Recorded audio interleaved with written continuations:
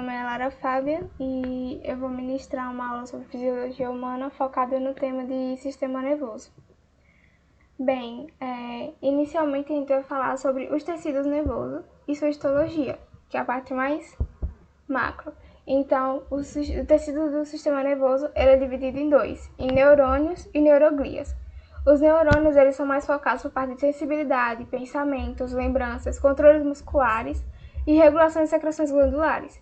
Já as neuroglias, eles são mais focados em sustentação, alimentação, proteção dos neurônios e mantimentos da homeostasia do líquido intersticial. Como a gente já viu nas aulas da professora Daisy, a homeostasia é manter o equilíbrio do nosso corpo, isso é extremamente importante, e quem está mais focado em fazer isso são as nossas neuroglias. Então, mais em seguida, a gente vai passar para a parte mais detalhada, que seria as células desse tecido nervoso. A gente falou dos tecidos, então a gente vai ver as células desse tecido. Então, a gente pode ver aqui, os nossos neurôniozinhos, e a gente vê que eles podem ser divididos em três. Eles podem ser divididos em corpo celular, dendritos e axônios. E aqui nessa imagem, a gente pode ver facilmente o corpo celular, que seria toda essa partezinha daqui, os dendritos, que seriam essa partezinha daqui, seriam as partes mais externas, e os axônios, que seriam essas partezinhas daqui. Aqui seria o corpo celular, toda essa parte daqui, e aí dentro do corpo celular a gente tem o núcleo. Bem, no corpo celular a gente pode observar que ela é composto por núcleo e citoplasma, que aí vem junto os lisossomos, as mitocôndrias e o complexo de Golgi. Temos os ribossomos, que dá origem ao corpúsculos de News, e o citoesqueleto, que tem as neofibrilas e os microtúbulos. Já na parte dos dendritos, que é essa partezinha daqui que a gente viu há poucos segundos, a gente tem os receptores. Eles são muito curtos e muito ramificados. E temos os corpúsculos de Nis, as mitocôndrias e algumas outras organelas. Já no axônio, a gente pode ver que eles são bem subdivididos, e no axônio a gente vai ter as mitocôndrias, os microtúbulos e as neofibrilas. A gente vai ter também a proeminência axônica, que junto com o segmento inicial, ele forma a zona de gatilho, que é onde ele vai propagar o impulso nervoso. Além disso, a gente tem o exoplasma e o exolema, os ramos colaterais axônicos, que vão dar segmento aos terminais axônicos, conhecidos como teledendria, e tem os botões terminais sinápticos e as vesículas sinápticas. Em seguida, a gente vai ver sobre as células da glia. Deixa eu botar isso aqui mais para baixo. Prontinho. As células da glia ou neuroglias. O que são elas? Elas fazem parte do sistema nervoso central, são menores que os neurônios, bem menores que os neurônios, e elas não geram nem propagam potências de ação, e possuem capacidade de se multiplicar e se dividir no sistema maduro. E aí elas se dividem em quatro, em astrócitos, microglias, oligodendrócitos e células de Schwann. Aqui a gente pode ver o astrócito, aqui a gente tem outro astrócitozinho, ó. Aqui a gente pode ver a microglia, que é essa partezinha daqui, e os oligodendrócitos, que ficam nessa parte daqui. E aí a gente vai ver agora eles separadamente subdivididos. Então, nas neuroglias, a gente tem os astrócitos, né, isso que a gente acabou de ver, e os astrócitos, ó, nessa imagem aqui mais real, digamos assim, a gente pode ver eles dissipados aqui, ó, nessa célula. E aí, quais são as funções dos astrócitos? Eles possuem funções de suporte dos neurônios, proteção a esses neurônios do sistema nervoso, eles secretam substâncias químicas, além de realizar a regulação do crescimento, a migração e a interconexão entre os neurônios e o encéfalo. Isso é bastante importante, a gente vai ver mais pra frente.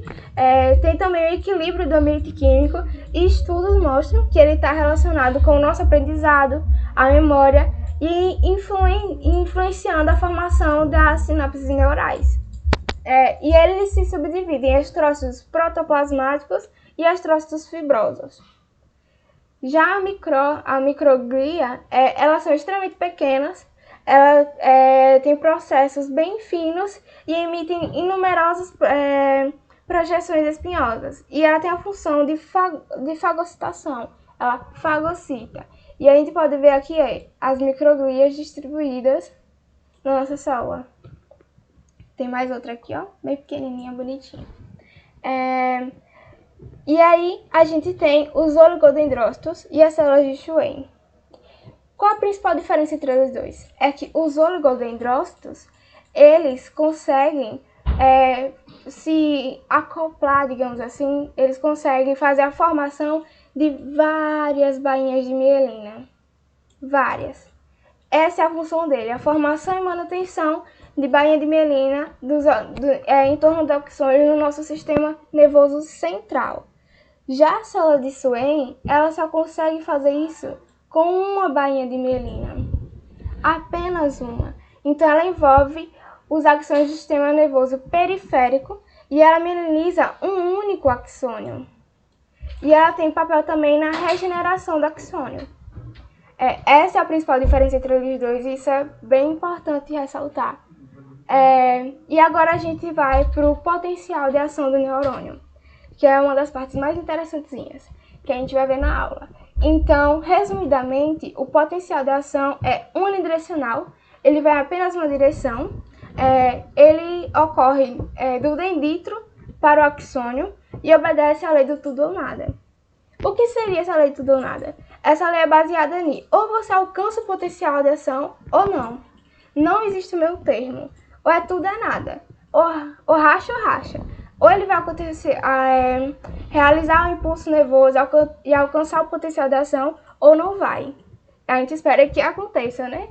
Então, o potencial de ação, ele permite a comunicação por longas distâncias do interior do corpo. Ele consegue alcançar longas distâncias.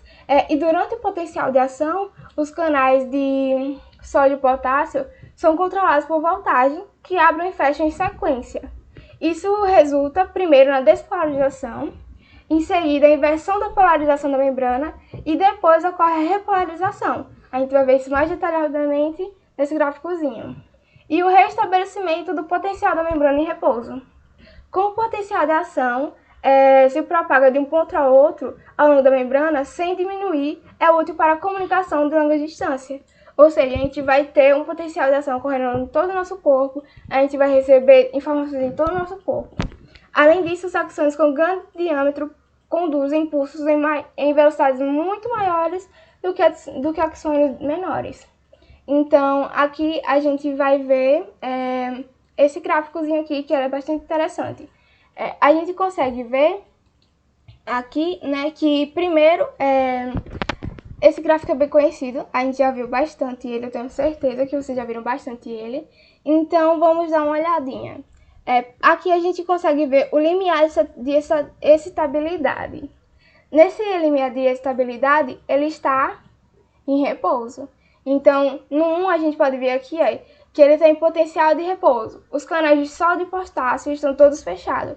Tá cada um no seu lugarzinho.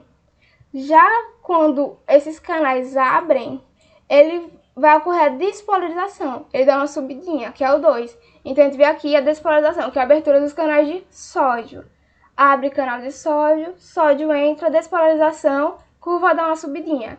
Depois que ele alcança aqui o ápice, ele vai acontecer o quê? A repolarização. Para de entrar sódio, fecha os canais de sódio, começa a abertura de canais de potássio. Sódio para de entrar, fecha o canal de sódio, potássio entra. Aí vai ocorrer a repolarização, ele vai dar uma descidinha, aí vai voltar para o potencial de repouso, que é quando tanto os canais de sódio e potássio estão fechados, que seria o 4. Vai ser o repouso inicial, certo? E como isso acontece, a gente vai ver em seguida a importância disso, que seria a condução saltatória. Deixa eu botar mais para cá. Na condução saltatória é o quê? É a propagação do impulso nervoso, no qual o impulso acaba saltando entre um nódulo de Ranvier e outro. Esse nódulo ele é o axônio mielinizado, E normalmente a condução saltatória é mais rápida que a condução contínua. Por quê? A gente consegue ver aqui, ó, que na condução saltatória o impulso nervoso acaba saltando entre um nódulo e outro. Se ela fosse uma condução contínua, ela teria que passar por toda essa bainha de mielina.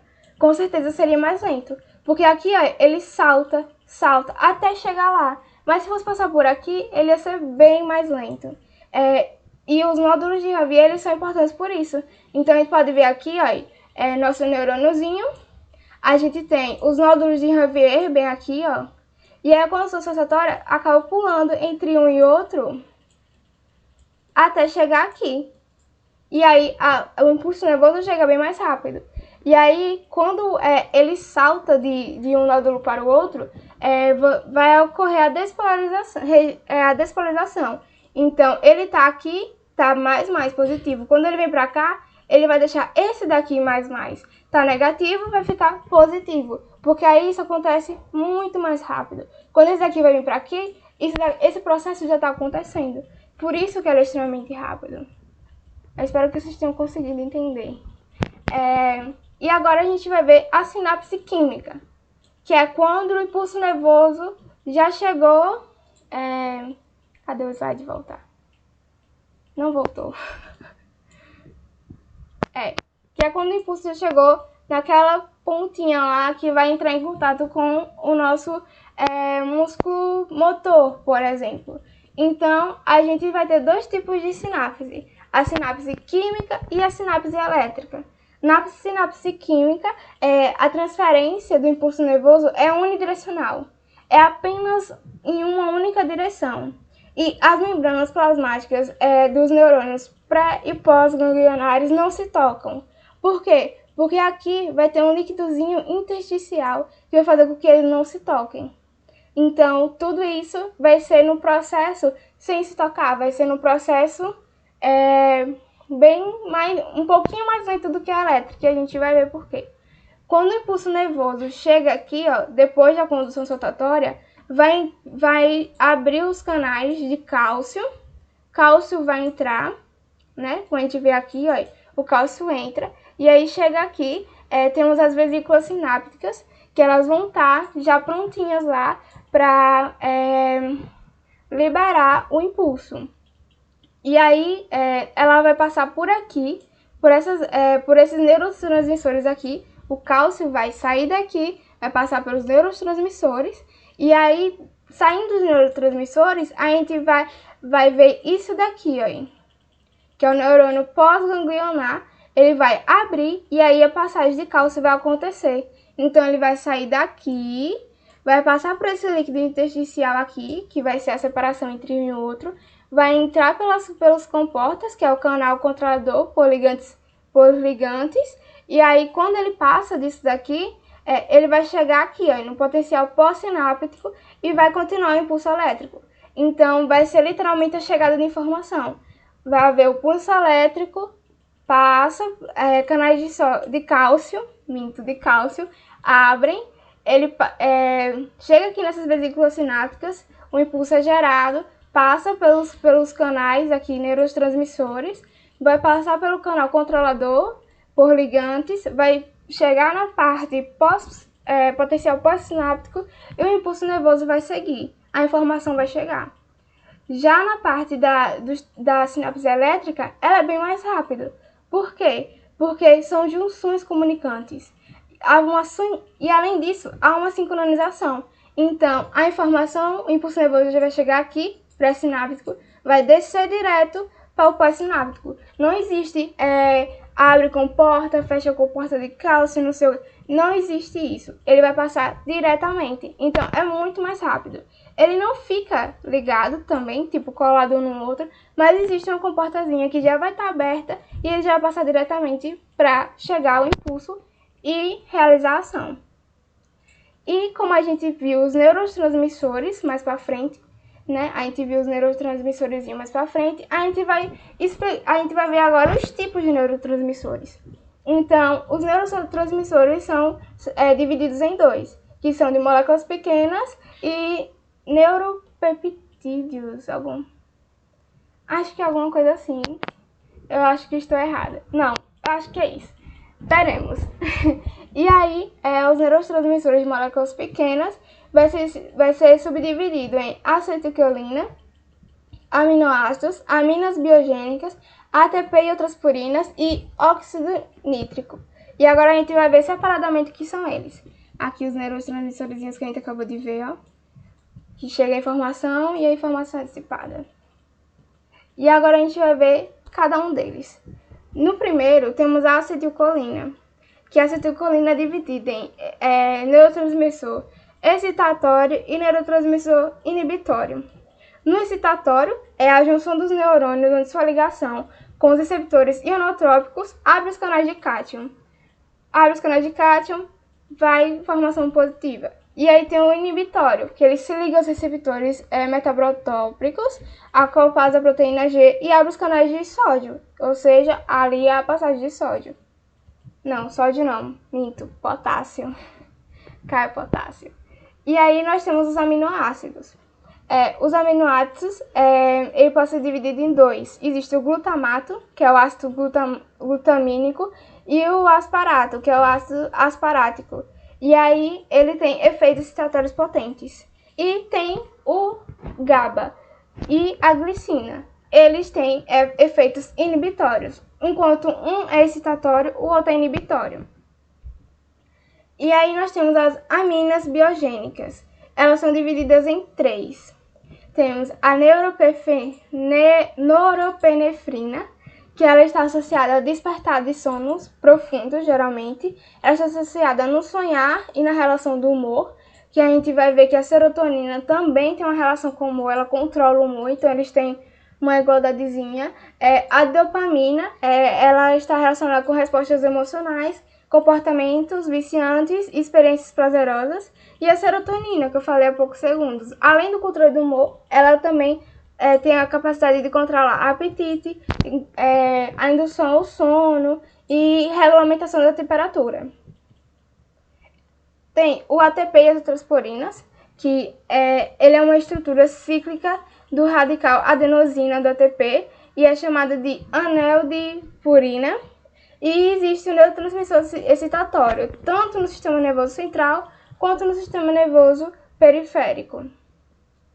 E por último, o óxido nítrico.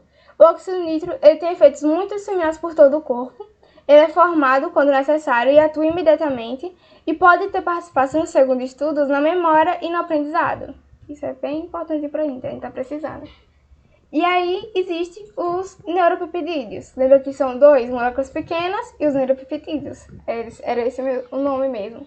E aí os neuropeptídeos, eles são compostos de 3 a 40 aminoácidos interligados por todas as ligações peptídicas. Eles são extremamente numerosos e dispersos, né?